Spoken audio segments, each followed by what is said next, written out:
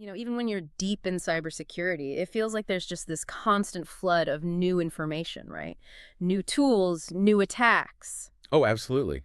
It's dizzying sometimes. Exactly. And trying to get your head around something as powerful and complex as Kali Linux, with all its tools, it can feel like trying to drink from a fire hose. Total. But what if there was a way to cut through that? Not just to, know the tools, but to really grasp the thinking behind them, how to use them right, and crucially, how to use them responsibly. Well, that's exactly what we're aiming for today. We're doing a deep dive into Kali Linux. Okay. And this isn't just about listing commands. It's about understanding the whole philosophy, how these tools actually work together, and the huge responsibility that comes with wielding them. Right. We'll cover setting up your own ethical hacking lab, getting comfortable with the command line, and then we'll get into network reconnaissance, some practical attack scenarios, and even securing things like VoIP systems. Okay, so a pretty wide scope, and we've pulled this together from quite a few sources, haven't we? Setup guides, command references, network stuff, pen testing methods, programming, even that specific VoIP security material. Yeah, a whole range. The goal is really to pull out the most important nuggets, the strategic insights, to give you that shortcut to being, properly informed. Makes sense. Let's dive in then. So to start right at the beginning, what is Kali Linux fundamentally, and why should someone in this field even care? Okay, so at its heart, Kali Linux is a specialized Linux distribution. It's based on Debian, which is known for being stable. Right.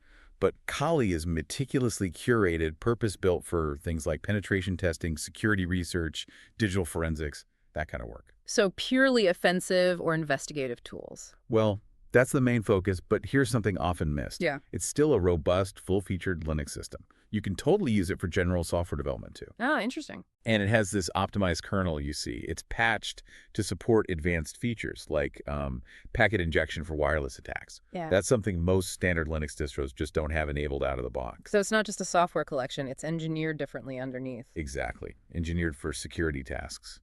Right. Which sounds powerful and maybe a bit daunting if you're new. Yeah, definitely. Mm-hmm. So how do you even start setting something like this up safely? You don't want to accidentally break your main computer? No, you definitely don't.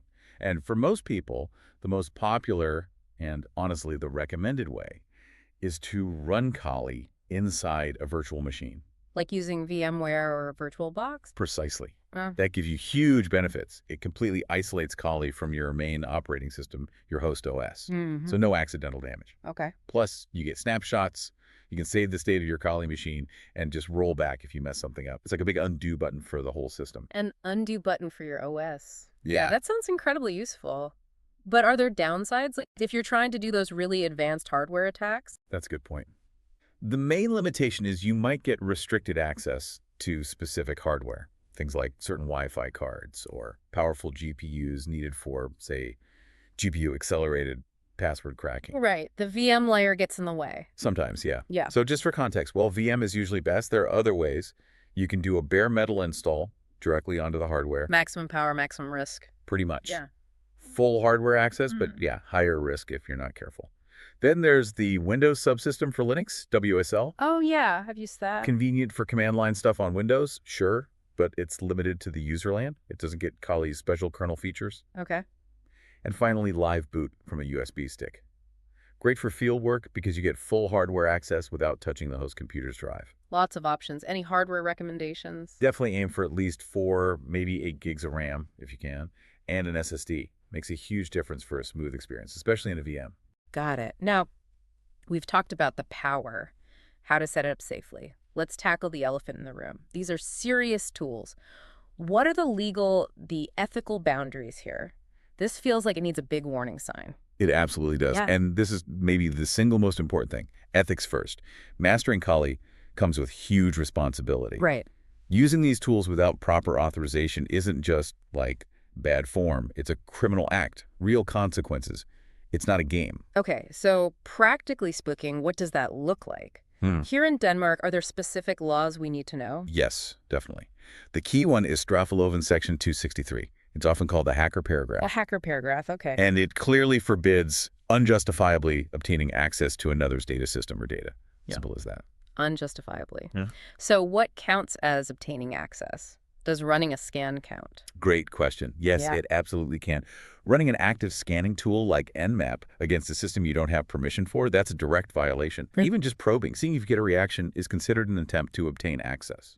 Wow. So even if you fail to get in, just trying without permission is potentially illegal. Precisely. Mm. And the penalties aren't trivial. Fines, even prison time up to 1 year and 6 months for basic violations. Okay. But it gets much worse, up to 6 years if it's deemed systematic or organized, or if you're trying to get trade secrets. And just doing repeated simple scans could be seen as systematic. And unsuccessful attempts count. What about helping someone else? Still criminal, yes. And helping or guiding someone is complicity. It all hinges on that word unjustified. It means any interaction without explicit, unambiguous permission, preferably written permission from the system owner. So the absolute line between ethical hacking, the good stuff, and illegal intrusion is just permission. That's the bedrock, Yeah. 100%. Ethical hacking is a professional, contracted process. You have a rules and engagement document. Right. It spells out exactly what you can test, how, and when. It's all agreed up front. Authorities like the Center for Cybersecurity and Digital Ansvar reinforce how serious this is. It's a profession, not a hobby playground. Okay. Ethics first. Got it. Loud and clear. So, with that in mind, let's talk about the first step in any assessment.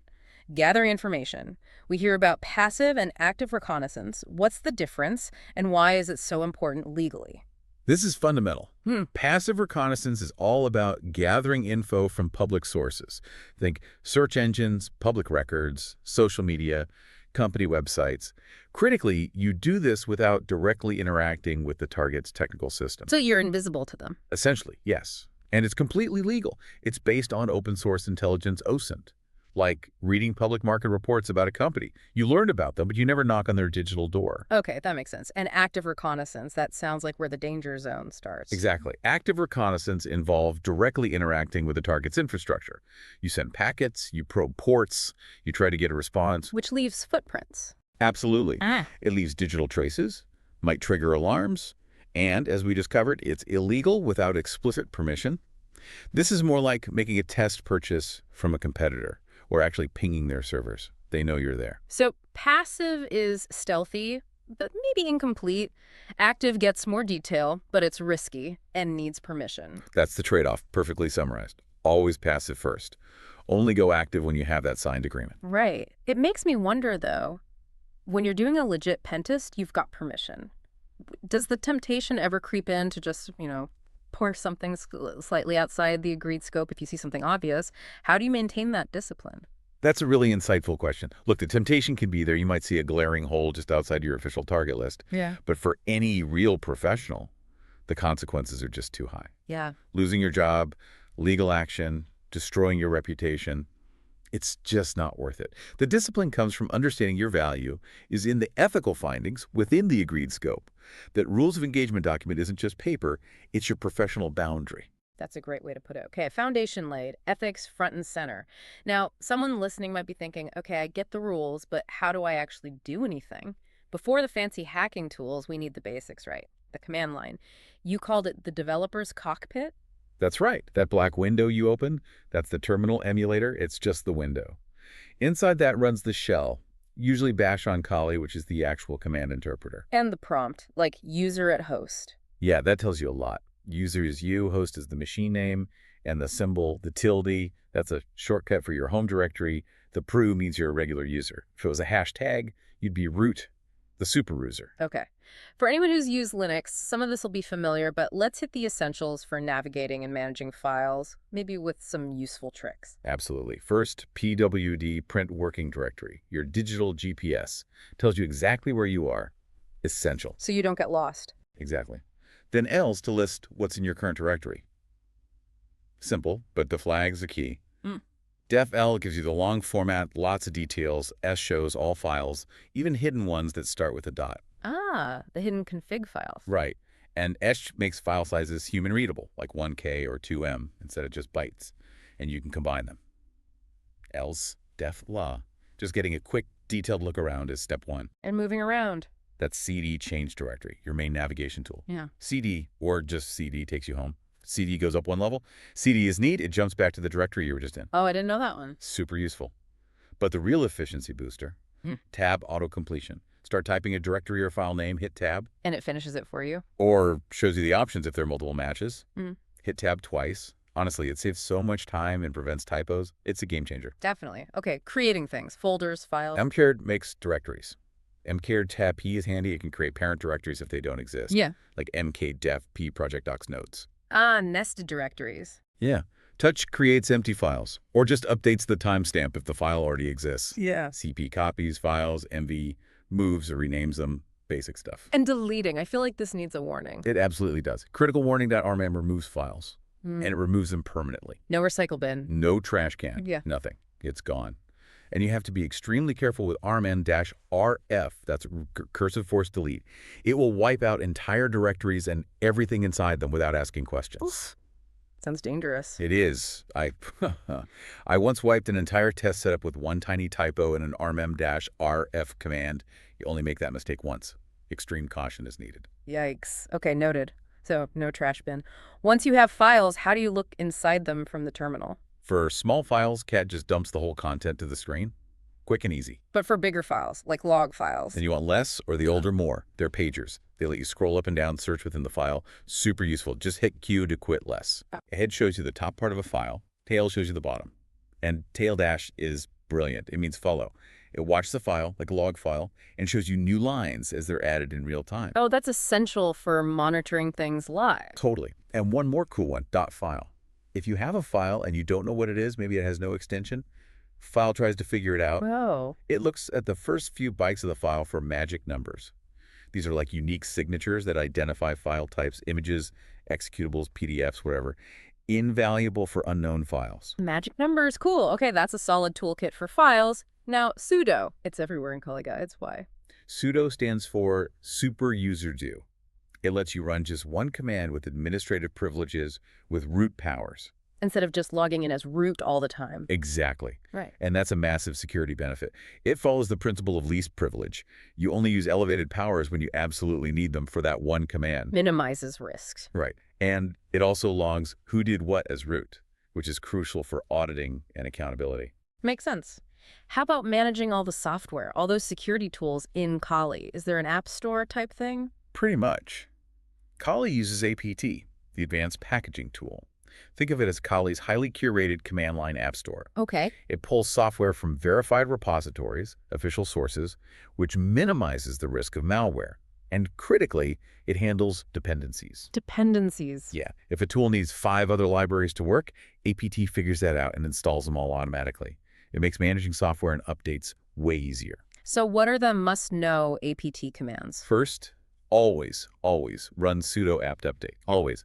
This downloads the latest lists of available packages from the repositories. Do this before anything else. Okay, update first, then. For upgrading your whole system, sudo apt full upgrade is the way to go for Kali, because Kali is a rolling release. Always getting updates, full upgrade handles complex changes, even removing old conflicting packages if needed. Got it. Install new stuff. Sudo apt install package name.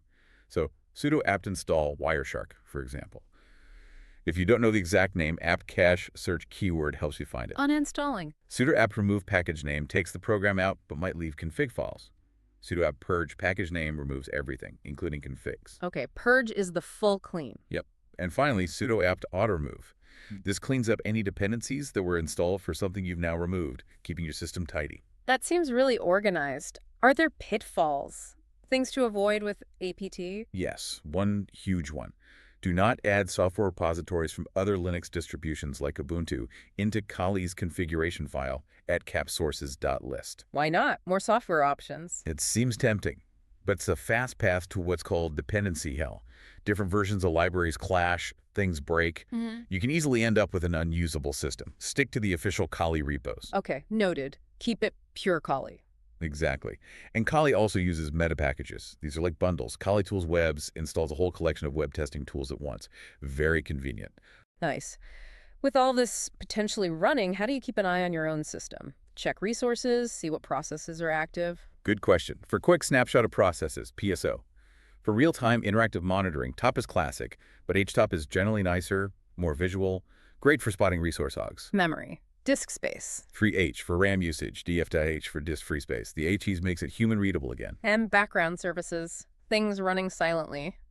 On modern Linux like Kali, that's usually managed by systems, so you use sudo system danl status service name to check on a service, and start, stop, restart to control it, like sudo system centa status dash. Okay.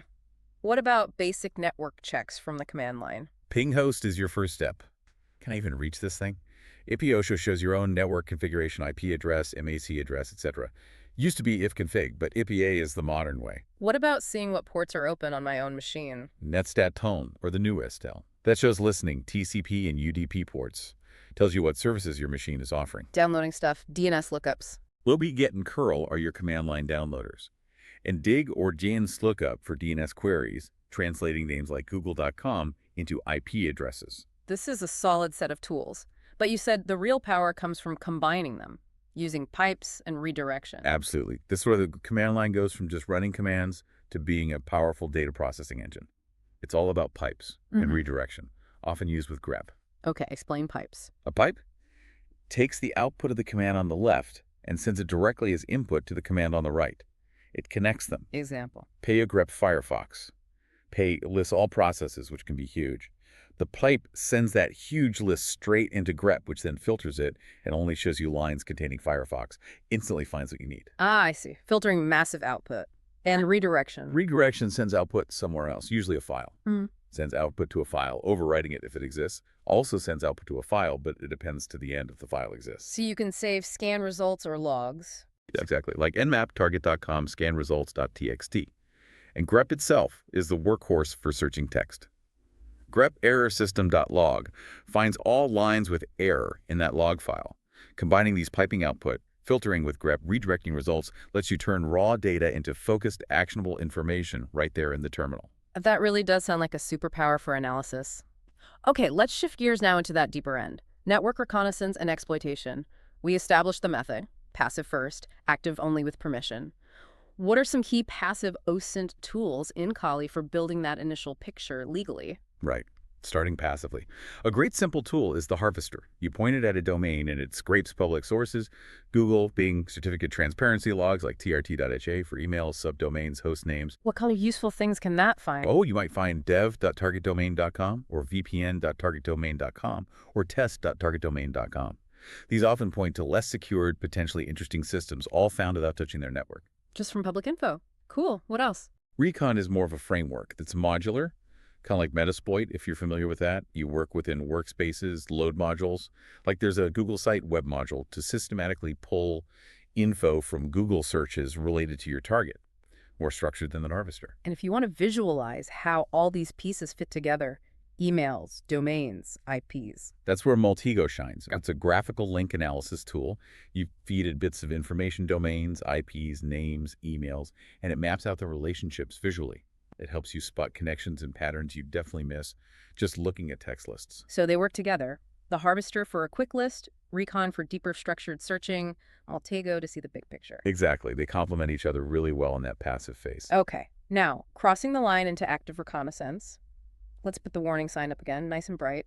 Absolutely. Warning. Reiterating this, doing any of the following against systems without explicit written permission is illegal. Straffeloven, Section 263. Serious consequences. We're discussing this purely for understanding ethical testing and defense. Understood. Permission secured, ethical hat on. What are the essential active recon tools? I assume Nmap is top of the list. Without a doubt, Nmap Network Mapper is the absolute Swiss Army knife. Yeah. Core functions, host discovery, .latmap-sn network just pings to see what IPs are alive. Just seeing who's home. Right. Then port scanning. -SS is the default SYN scan, relatively stealthy. -ST is a full TCP connect scan, noisier but sometimes necessary.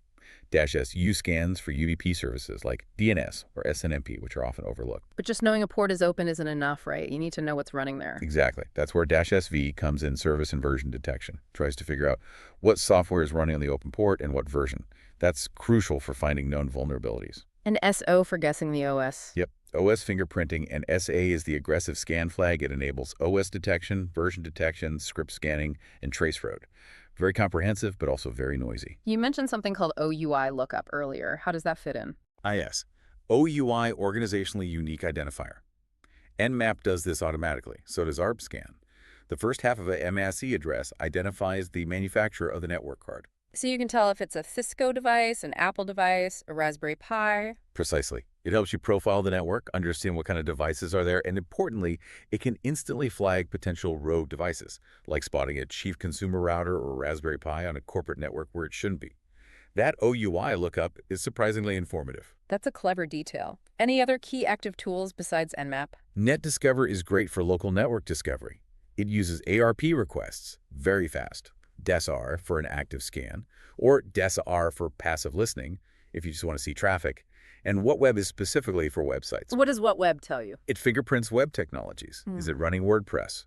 Drupal, what version of Apache or Nginx? Is it using a specific JavaScript library known to be vulnerable? It analyzes HTTP headers and page source code to figure this out, gives you immediate pointers for web app testing. Okay, these tools sound powerful individually. Can you walk us through a simplified, practical pentest scenario to see how they connect, assuming we have that all-important permission, of course? Absolutely. Let's imagine we're testing a small office network. Signed agreement in hand. Right. Phase 1, initial discovery. We're on the local network. We run ARPScan LL, quick, efficient. The OUI lookups instantly tell us, okay, there's a Cisco router, device with a VMware MI address, likely a server VM, someone's MacBook, Apple, and a Raspberry Pi MAC address. Maybe unexpected. Okay, so you've got a quick map of the devices. That VMware machine looks interesting. What's next? Phase 2, deep scan and vulnerability ID. We focus on that suspected server. Let's say its IP is 192.168.1.150. Time for Nmap. Sudo nmap big AP 192.168.1.50. The AMA for aggressive scan. DP to scan all 65,535 TCP ports. All ports. That could take a while. It can, but you want to be thorough. And the results come back. That seems cool. Maybe something alarming. Nmap reports port 21 FTP is open, running VSFTPD 2.3.4. Isn't that the version with a known backdoor? Exactly, big red flag. And maybe it also finds port 23 Telnet open. Both FTP and Telnet send credentials in plain text, unencrypted. Oh, wow. Okay, so you've found a critical vulnerability, unencrypted logins, and a potentially backdoored service. How do you demonstrate the risk in Phase 3? Phase 3, exploitation, prep, and execution. We decide to demonstrate the immediate risk of those unencrypted protocols. We'll sniff the FTP credentials using a man-in-the-middle attack.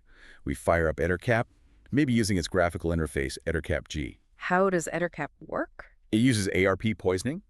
It floods the network with fake ARP replies telling the victim machine, say a user workstation at point 100, that the router's MC address is actually our Kali machine's MC address, and tells the router, point 1, that the victim's MC address is ours. So all traffic between the victim and the router now goes through you. Precisely. EtherCap sets up sniffing, scans for hosts. You select the victim, point 100, and the router, point 1, as targets, and then you launch the ARP poisoning attack. Okay, the traffic is being redirected. How do you actually see the sensitive data, like those FTP logins? That brings us to Phase 4, post-exploitation analysis. With EtherCap rerouting the traffic, we open up Wireshark. It captures all the packets flowing through our Kali machine. Wireshark can be overwhelming, though. So much traffic. It can, so you apply a display filter. Something like FTP and IP.ADR equals 192.168.1.100 to only show FTP packets to or from our victim machine. And then right there in the packet details, maybe in the TCP stream view, you see it clear as day. US or admin, passdraw NGP at sword, plain text credentials captured. It's a powerful way to demonstrate the real impact of using insecure protocols. that scenario really illustrates the chain of discovery to exploitation. It also highlights, well, how relatively straightforward it could be for someone without ethical constraints to do harm, right? Unfortunately, yes. The tools themselves are often designed for efficiency. That's why the ethical training, the understanding of boundaries, the legal framework, it's not just important, it's absolutely critical. These aren't toys. A very sobering point. Beyond that MIDI-M scenario, what are a couple of other common attack vectors facilitated by Kali tools? Well, there's MSC spoofing with a messenger. You can change your network card's MSC address. Why? Maybe for anonymity, or maybe to bypass simple security filters that only allow specific MS addresses onto a network. So pretending to be an authorized device. Kind of, yeah. Another big one, especially for Wi-Fi, is deauthentication using airplaying, part of the air crashing suite. Deauthentication. Kicking people off the Wi-Fi. Essentially, yes. You send spoofed packets that tell a client device it's been disconnected from the access point. Its main use in pen testing isn't just disruption, though. It's to force the client to reconnect. Why force a reconnect? Because when a WPOP2 client reconnects, it performs a four-way handshake with the access point. If you're sniffing the airwaves with Wireshark or arrow dumping at that moment, you can capture that handshake. And that handshake contains Enough information to then try and crack the Wi-Fi password offline using tools like Hashcat or John the Ripper.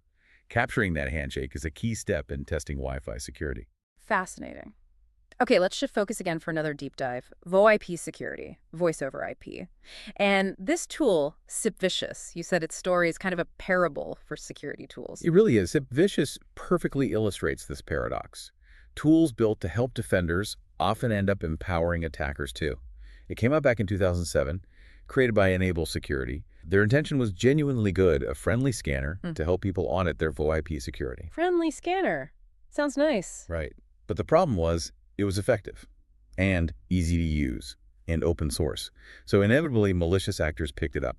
It became the go-to tool for scanning networks for VoIP systems. Leading to problems. Big problems. People started getting ghost calls, phones ringing off the hook from caller IDs like 100 or SipVicious.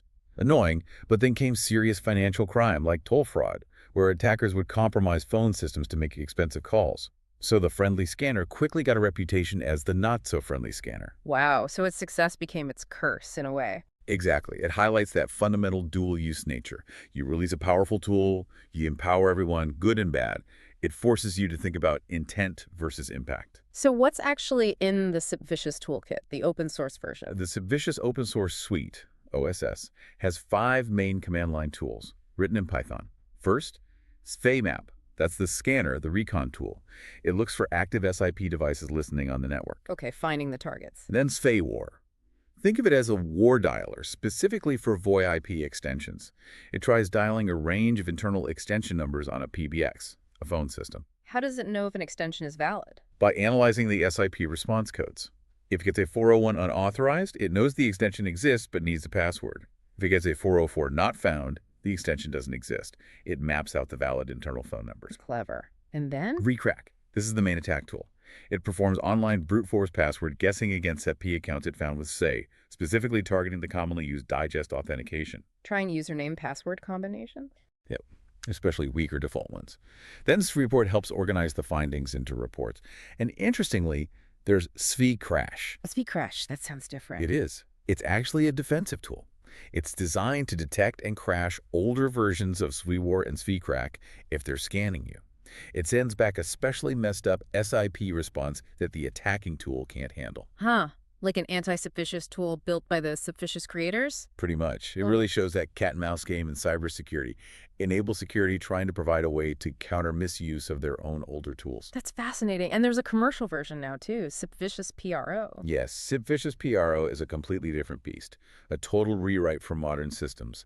It goes way beyond the OSS. How so? It is dedicated denial-of-service tools flooding systems with SIP or RTP traffic. It can perform media stream attacks like RTP bleed to eavesdrop on calls, or RTP inject to inject audio into calls. Inject audio, wow. Yeah. And advanced fuzzing to find unknown bugs, 0 days, incipin, WebRTC, even stir-shaken for call identity. It's aimed at professionals, automation, integrating into development pipelines for DevSecOps. So why is SIP, the underlying protocol, so vulnerable to begin with? What makes tools like SipVicious so effective? Well, fundamentally, SIP Session Initiation Protocol was designed primarily for getting calls connected, for functionality and interoperability. Security wasn't the top priority back then. So basic flaws. Big ones. By default, SIP's signaling messages are just plain text, easy to intercept and read. Also, those SIP response codes we mentioned, 404 not found, 401 unauthorized, are very verbose. They leak information, telling attackers exactly which extensions are valid. The protocol itself helps the attacker map the system. Pretty much. And the standard authentication method, digest authentication, especially when it uses the old MD5 hashing algorithm, is weak. It's vulnerable to SVCrack's online brute force attacks, and the hashes can often be cracked offline too. What about denial of service? SIP messages, especially over UDP, are small and lightweight. It's easy for an attacker to flood a server with huge numbers of invite or register requests, overwhelming it and taking the phone system offline. That's DARIS, or TDOS, telephony denial of service. And toll fraud, you mentioned that's a big financial risk. Huge. Because SIP often lacks strong identity verification, it's easy to spoof caller IDs for social engineering. But the major money drain is toll fraud. Attackers break into a company's PBX, then use it to make thousands of calls to expensive, premium-rate international numbers that they control. The victim company gets the massive bill.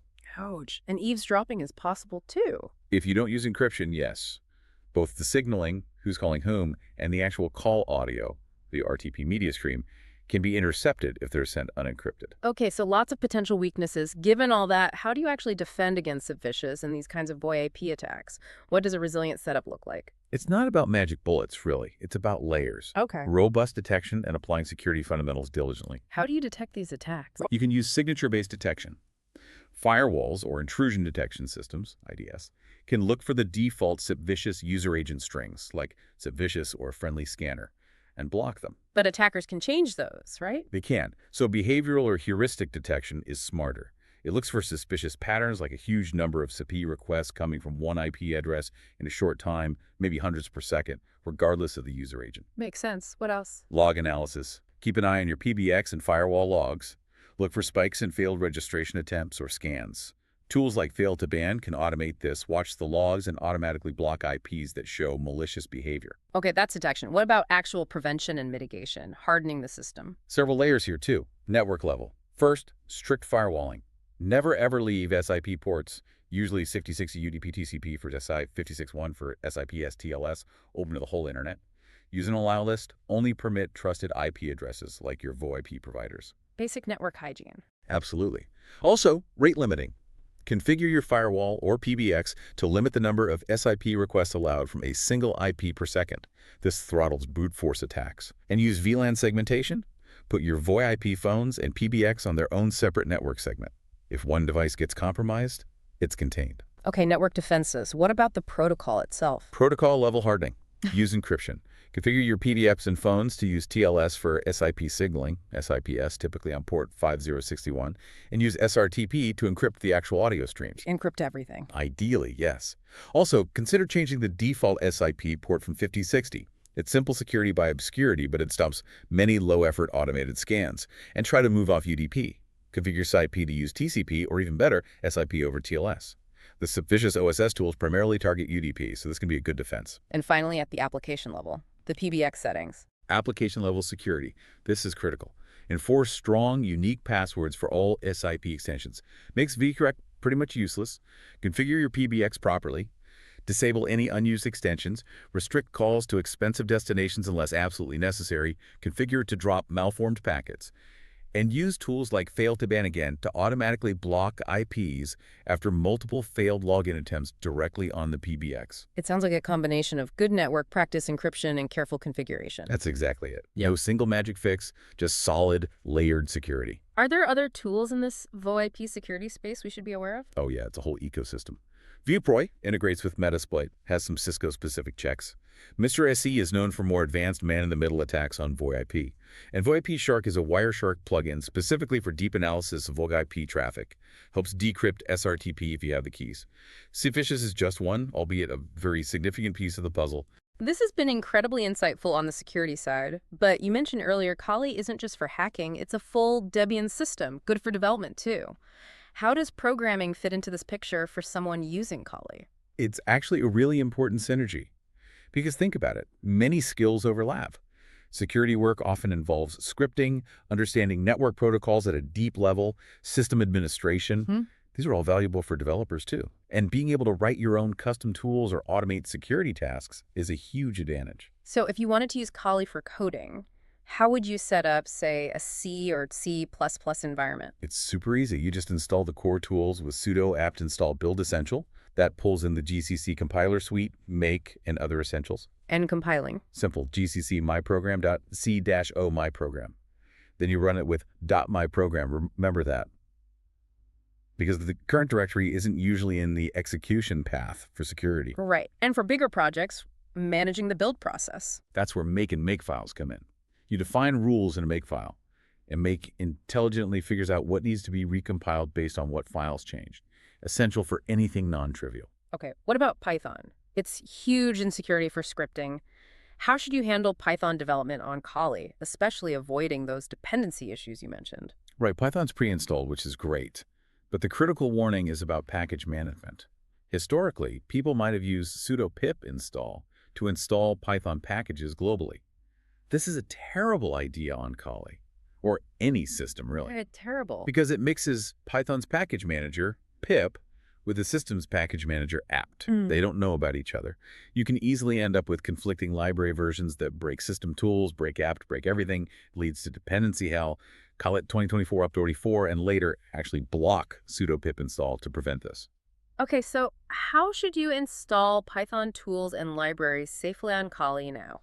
There are two main recommended ways, depending on what you're installing. For Python applications, command line tools you want to use anywhere, like YouTube, DD, or Black Code Formatter, use pipx.